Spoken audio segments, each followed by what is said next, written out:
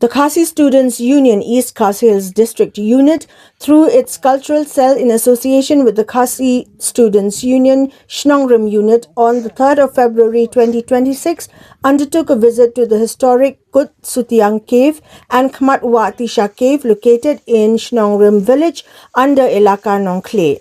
As per local narratives, the Sutiang cave is believed to have served as a refuge for freedom fighter Sutiang and his men during the fierce resistance against colonial forces in the years 1862 to 1863. The visit, the union said, was aimed at highlighting the historic significance of the caves and instilling awareness among the younger generation about the region's past.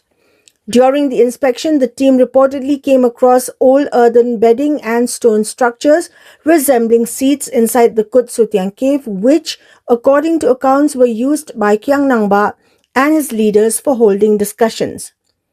Stressing the need to preserve heritage sites and natural landmarks, the KSU appealed to the government to take immediate steps to protect such locations and develop them into tourism destinations. The union maintained that proper conservation and promotion of these sites would not only enhance public awareness but also open avenues for livelihood generation for local communities through tourism.